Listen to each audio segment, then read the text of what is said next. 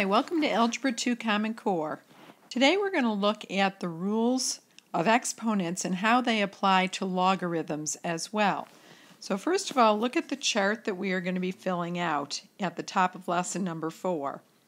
We know that for exponents we have a product rule, and that product rule looks like the following. When I am multiplying two exponentials that have exactly the same base, so in this case x to the a times x to the b, we know that the answer turns out to be x to the a plus b. Now this product rule can also be applied to logs. If I have the log of a product m times n, that should say times, I'm going to go back and adjust that.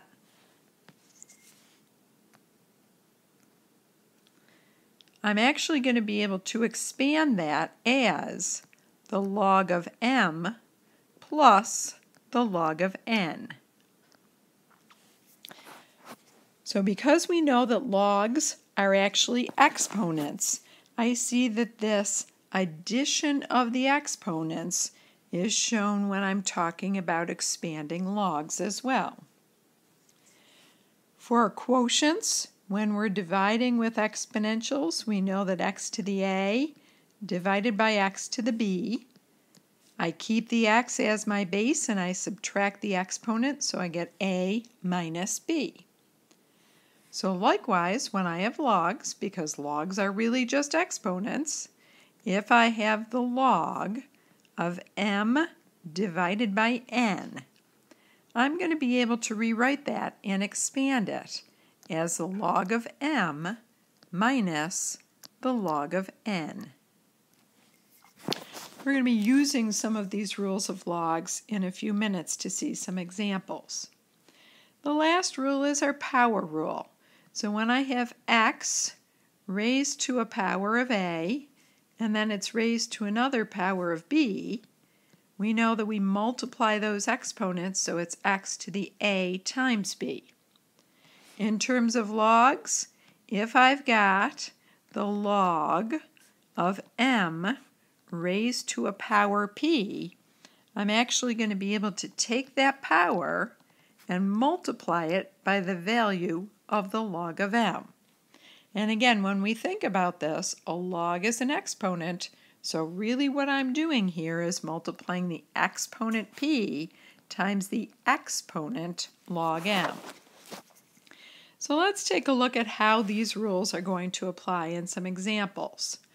In some cases, we'll be given a single log, and the instructions will say, let's expand this log using the rules or laws of logs. So when I look at this expression, log of x squared y, I notice that I have multiplication between the x squared and the y. Well, if I look up at my product rule for logs, anytime I have the log of a product, I can expand this by saying the log of the first factor, x squared, plus the log of the second factor, y cubed. That's just the first step, because then I can look at each of these logs and I notice that the x is being raised to the second power. So I'm going to apply this power rule for logs and say that this becomes 2 times the log of x plus, in the same case with the y, because the y has an exponent, it comes down in front and becomes the coefficient in front of the log of y. So my expansion looks like this: 2 log x plus 3 log y. How about if I've got log of 3x squared? Again, I see that I've got a product, so this is log of 3 plus log of x squared. And to finish it off, I know that this is going to be equivalent to, anytime I have an exponent on something after a log, I can bring that exponent down. Now the log of 3 doesn't change, so I'm going to keep that as log of 3 plus 2 log of x. So this expression, log of 3x squared, is equivalent to log of 3 plus 2 log of x. Now for example C, I see that I have division in this case, so when I have division with logs or a log of a quotient, I'm going to rewrite this as log of x squared minus log of y to the 4th. And like the examples above, anytime I have a power, that power becomes the coefficient, so this becomes 2 log x minus 4 log y.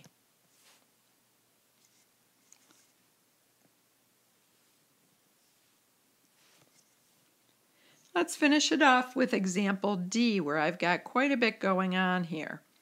First of all, I see that I have a quotient. So I'm going to write this as the log of the square root of x minus the log of what's in the denominator. So that's going to be the log of y cubed z squared. Now because what I see in my second log is a product, I'm going to be able to expand that as well. Just be careful that this minus has to distribute across the whole thing. So this gives me the log of the square root of x minus, and I'm going to put a big bracket here to show that this product is going to be split up into the log of y cubed plus the log of z squared. Now let's finish it off by bringing the exponents down in front as coefficients. You'll recall that the square root of x should be rewritten as log of x to the 1/2 power. I'm going to distribute the minus through the parentheses, so I have minus log of y cubed minus log of z squared. Now we go ahead and bring those exponents down in front as coefficients.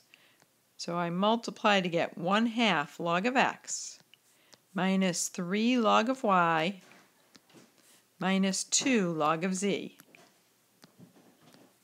So this is the expanded form of this log expression. So the log expression that I have written right here is equivalent to this expansion.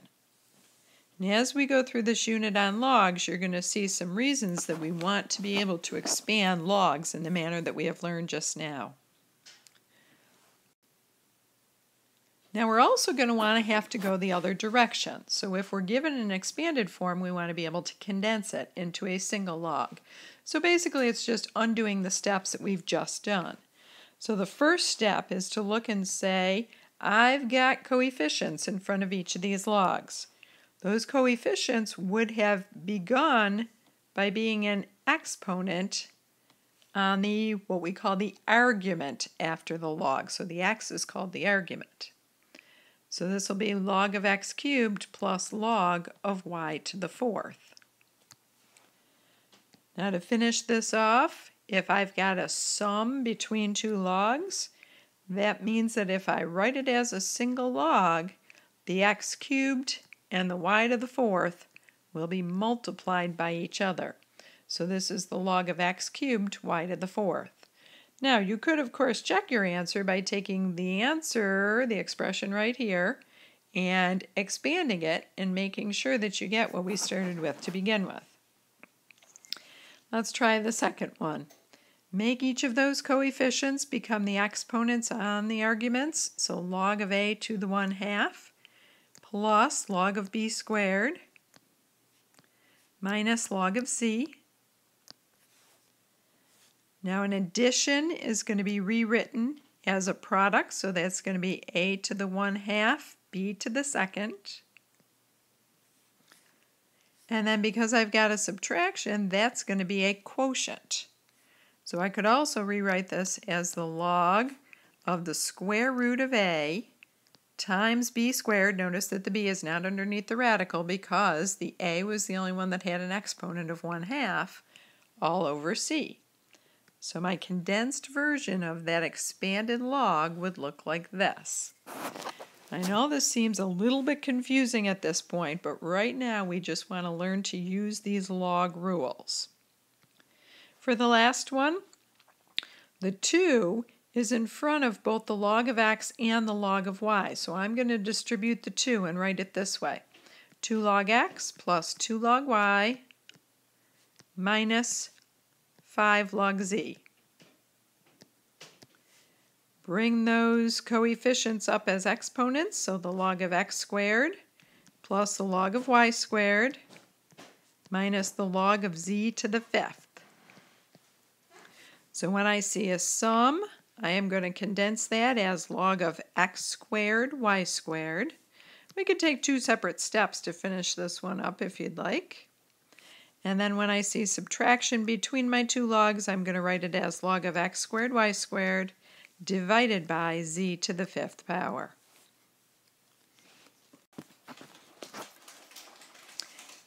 Now let's take a look at some examples where we have numbers rather than variables. So we want to first of all express this as a single log, and then as a single log evaluate like we've been doing the last few days. So I see that I have a plus between these 2 logs.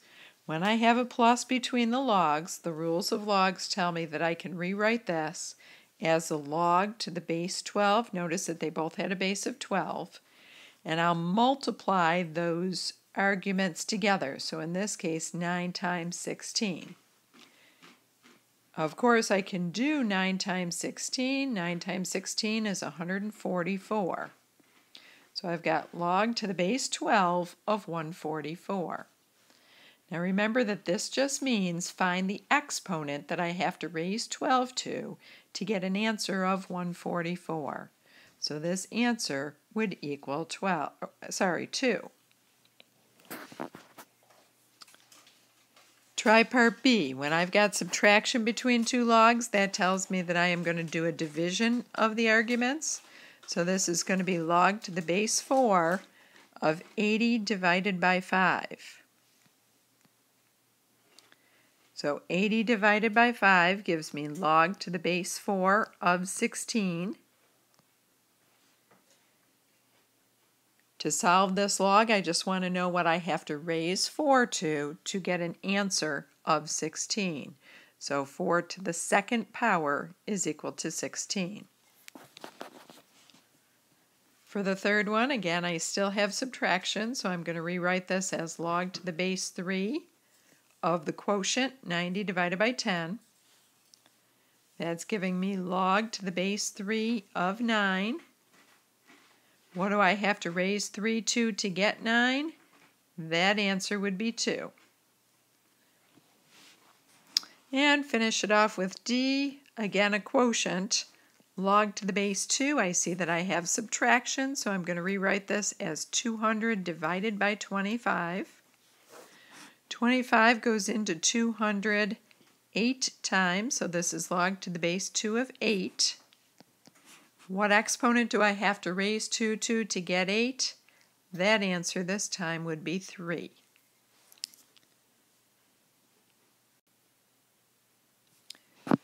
Now I'd like you to copy these You Try It problems into the box in your notes.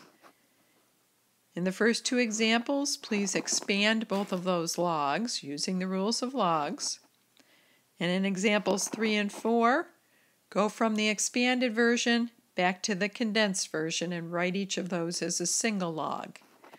When you finish, come back and check your answers with my answers and see if they match. Hi, welcome back. Please check your answers for the You Try It's. You'll notice that in number 1, this gets expanded to log 4 plus 5 log x plus 2 log y. In example 2, we've got a product and then a quotient. So when we rewrite this in expanded form, it's going to be 2 log a plus 3 log b minus 1/2 log c. In number 3, we want to go the other direction. So we're starting with an expanded form and we want to condense it. So I rewrote it as the log of x squared plus the log of y to the 6th minus the log of z cubed, but then compress it so a sum becomes a product, log of x squared y to the 6th, and then when we're subtracting log of z to the 3rd, that gets divided. So my final answer, log of x squared y to the 6th divided by z to the third. You'll notice that in these two examples, our goal is to rewrite with 1 log. And for number 4, I distributed the 1/2 through the parentheses, so I got 1/2 log b plus 3/2 log a minus 4 log y. Each of those coefficients became the exponents on the arguments, so that gives us log of b to the 1/2 plus log of a to the 3/2 minus log of y to the 4th. Again, when I've got a sum between two logs, that means that I'm going to multiply the arguments together. But because I've got fractional exponents, I wrote it as a root. So this is the log of the square root of b times a to the third all over y to the 4th. Y to the 4th is not underneath the radical, only the numerator is. So check your work, and if you've got any questions, please come and see me during activity period. Have a great night, and we'll see you next time.